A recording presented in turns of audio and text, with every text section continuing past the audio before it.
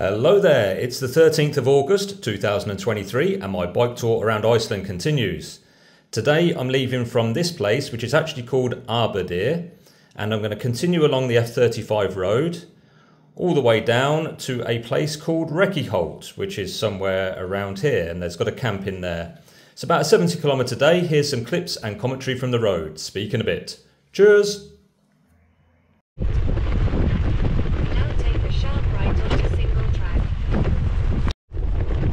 Good morning. It is Sunday the 13th of August. The time is 10:35 and I am leaving Arbudir, I think that's how you pronounce it, and I'm heading towards the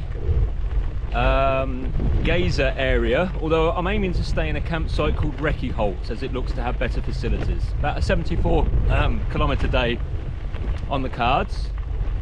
It was very windy earlier on this morning. It's died down a bit now. I think it's still in my direction. Automatic replanning is turned off. Kamut's going to be doing this.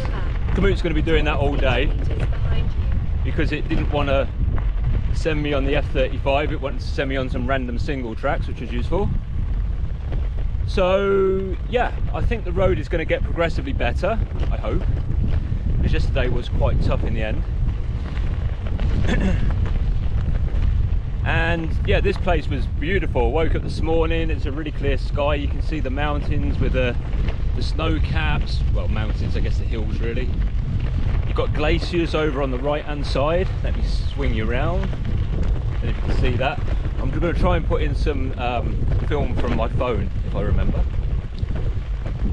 And yeah, here we go really. Nothing else to say. It looks like the road is, if it stays like this is very nice.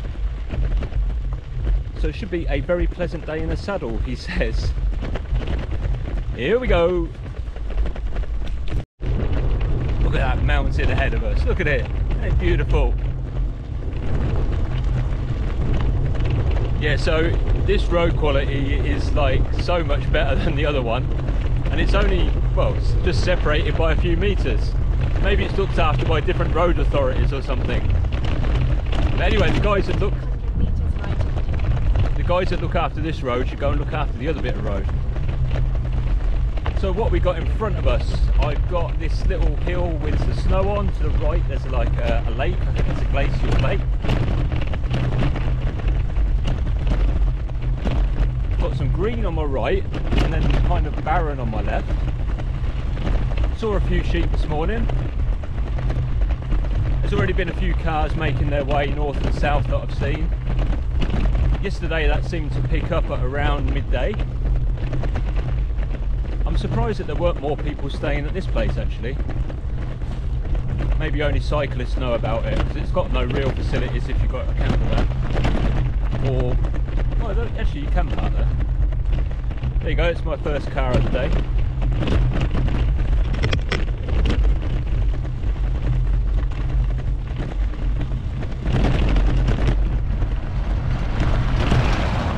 Another cyclist. So this cyclist had wild camped just down here somewhere. There was some like sheep shelters or something. Probably going to see it as I pass by. Yeah, so he's been cycling in Iceland for 5 weeks. So there's quite a mix of people. I think people on shorter trips tend to stick to the ring road, and then people who are here for longer, like a month or longer. Well, at some point you have to go on these roads, otherwise you run out of places to cycle. But yeah, they seem to be more or less what I'm doing, which is like Westfjording and this one. He'd also done the F26. He said there was quite some temperature differences during the day, like sometimes it could be 20 and sometimes it could be 5, all within the same like hour almost. So that would have been kind of interesting. Yeah, so he's on his way. Maybe he'll meet up with the cyclist that was staying at the cafe as well. So it sounds like I've got a small uphill section which goes, I don't know if you can see the mountains in front of me. I don't know why I'm calling them mountains or any hills really. But it looks like the road goes between them, so that's my uphill for the day. And then it goes downhill and starts to become paved at some point.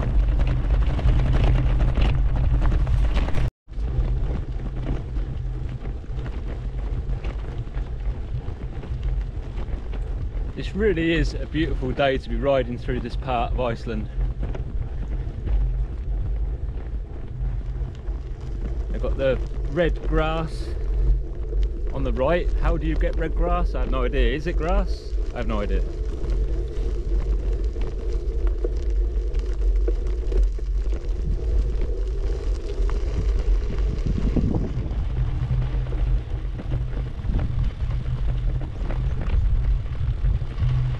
So while I would say the West Fjords are the overall highlight of my tour so far,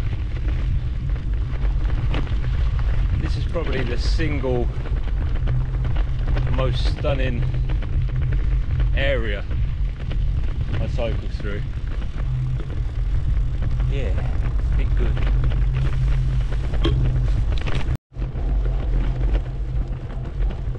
I think I can see the building on the right that the other cyclist said he camped behind last night.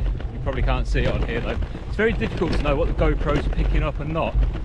Obviously I'm bouncing up and down on this dirt road, and while it has got a screen on the back, I can't really see it properly from the angle I am. I could have been doing a lot of recording and it's all blurred and dusty, which wouldn't surprise me.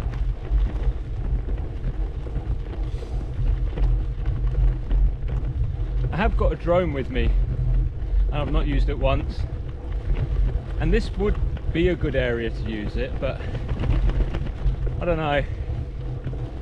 I think I should have just not brought it in the end. I don't know what the drone photos are going to achieve for me, because most of this is the experience, and yeah, and probably no one's going to watch this video but me anyway.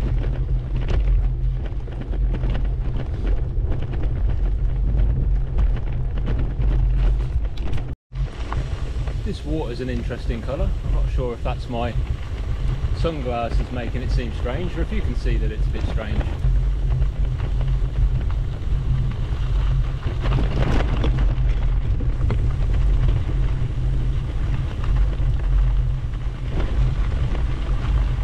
I guess it's what they call glacial melt.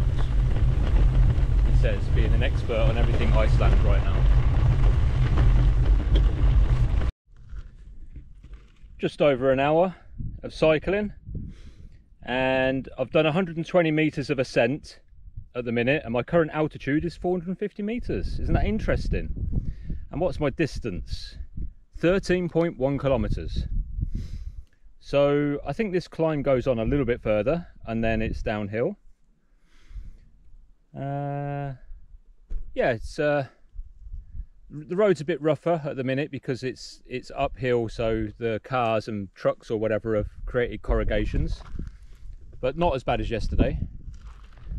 And it's starting to get quite warm, so yeah, I've got a little bit more of this uphill to go, and then I should be gliding from then to my destination.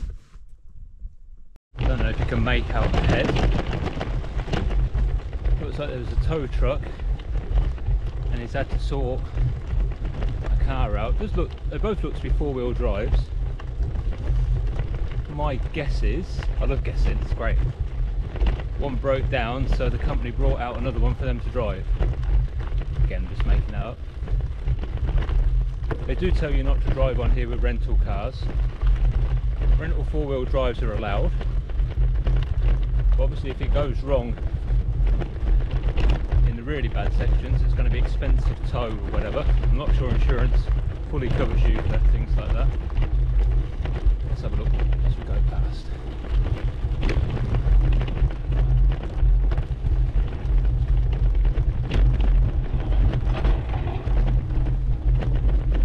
Hey.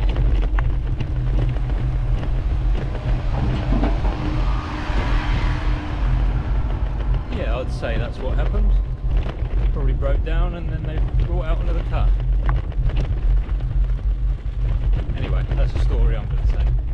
So if you're thinking of driving the F35,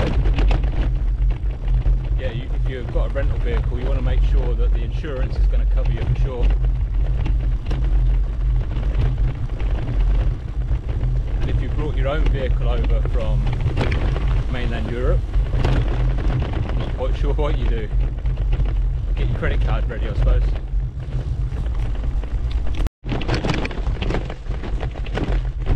Right, let's do a quick update. I just met a couple of Spanish cyclists going in, Spanish? I don't know why I said Spanish. Italian cyclists going in the opposite direction.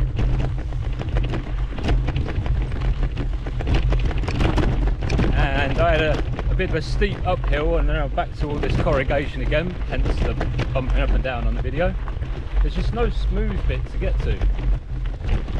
Like, and when you get a stretch of smooth bit, it just disappears again, and you're left with the corrugations. 2 hours cycling.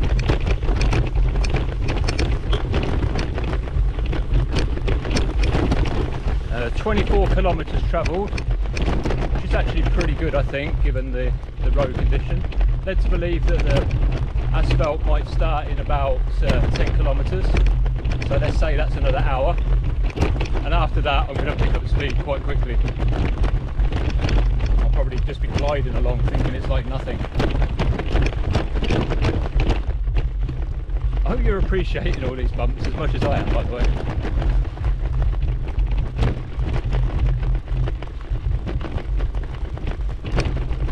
I'm just trying to get some more stats for you. Yeah, we've got about 50 kilometres to go, which could be probably 3 hours, I guess.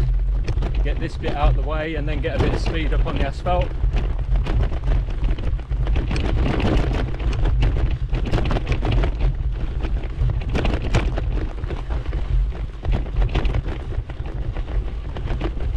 And I've done 280 metres of ascent, and I'm at 400 metres elevation, and I'm basically, well, I keep saying I'm basically going downhill, but every time I say that I seem to be filming myself going uphill a little bit.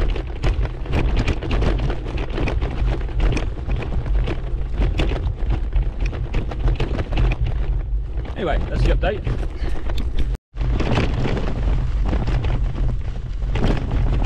I don't want to give myself false hope in case it's a mirage. But is that asphalt up ahead? OMG. Oh, you can see the smile on my face now.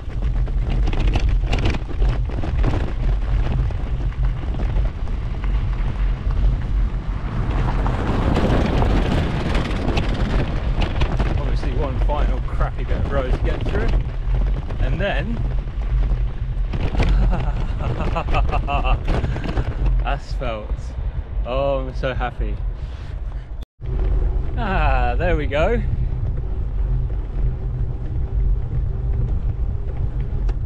So this should make the going a little bit quicker now. I'm not bumping up and down. Probably make this video a little bit easier to watch as well. Probably won't make you quite so seasick. So, not too sure how far I've got to go, maybe 43 kilometres now. So let's assume that that's a couple of hours. I should be there by 4 o'clock to the campground. Unless there's a restaurant or something on the way, in which case I might stop for something to eat. So I'm just cycling towards the Gullfoss waterfalls. You might be able to pick up on the camera, if not now in a minute, two little clouds of steam kind of on the ground. Well, it'll appear like it's at ground level. I'm guessing that's the waterfalls where the river is.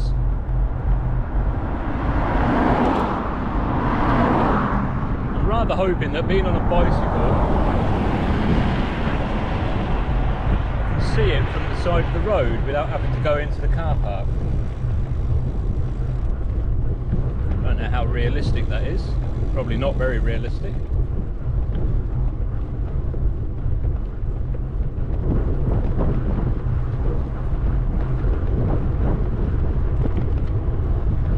There is a car park there where I guess I could leave the bike and then walk towards the viewing area.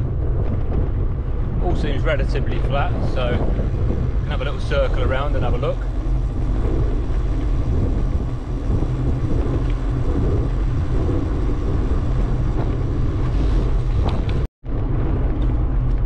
way to see it from the road, so see if I can get close without having to leave the bike, which I'm a little bit reluctant to do. I've got all the important stuff in the handlebar bag, I can always take that with me. Look how many cars there are in that car park. Yeah, I've decided not to bother. I've seen the Dinjandi waterfalls. I'm sure this is very spectacular, but that amount of people ain't my cup of tea at all. And there's also a chance that I'll come back to Iceland with Vanessa at some point, and I'm pretty sure that this will be on one of the trips we do.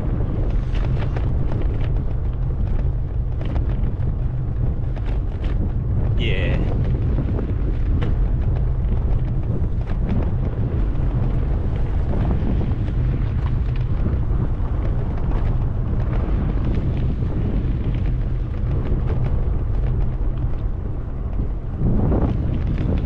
The question is, does bicycle touring make you antisocial?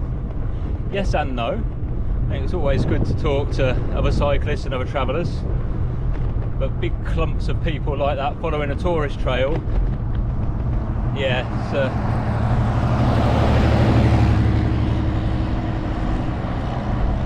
not really my thing. I mean, when you consider what I've just been cycling through,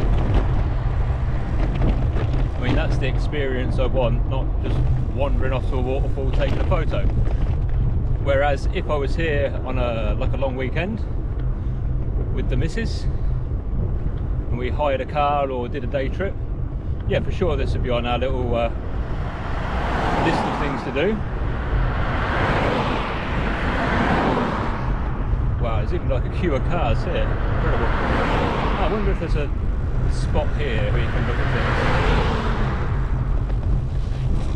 No idea what those idiots are doing. Far too much traffic for my liking.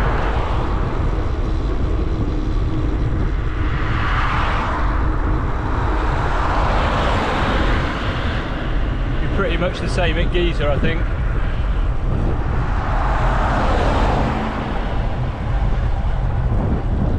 So yeah, I mean, I'm not being snobby about it, honestly.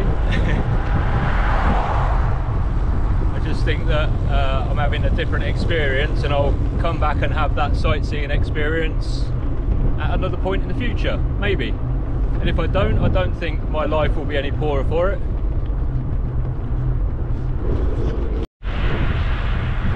Yeah, back to traffic again. Oh well, never mind. I've got about, oh, what does it say now?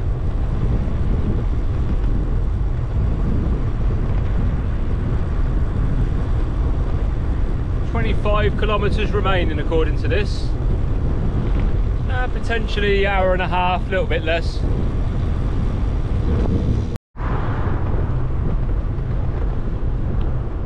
Up ahead, there was two little spouts of steam, and it was a much bigger spout earlier, so I'm assuming that the geyser just went off.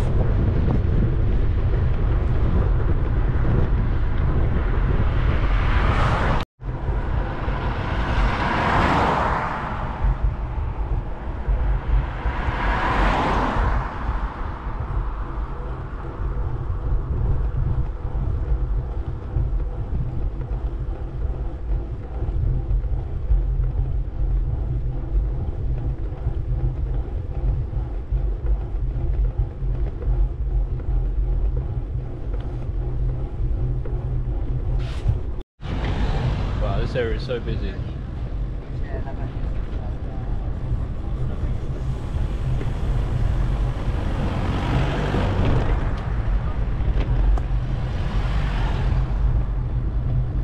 There is a camping on the right here. I did debate whether to stay there, because what I could have done is see the geyser at night with fewer visitors. But I think I'm going to carry on to this Reykholt because it's got better facilities than this one. Apparently this one's got no kitchen or common area.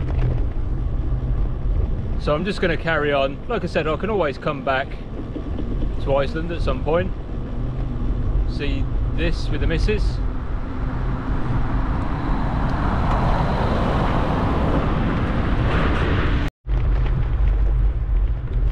F35 turns off to the left here in a bit, and I'm hoping that means less traffic, because this other route, if I can get my words out, is a road that would take you to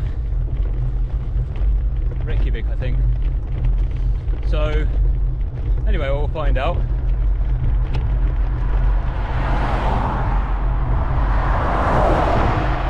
At least it's a semi-shoulder here.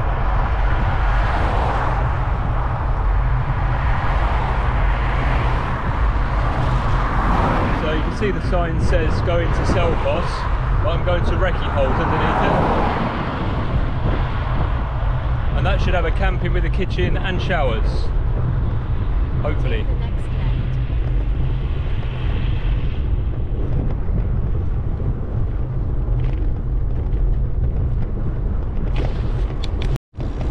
So it's about 14 excuse me, kilometers to go now.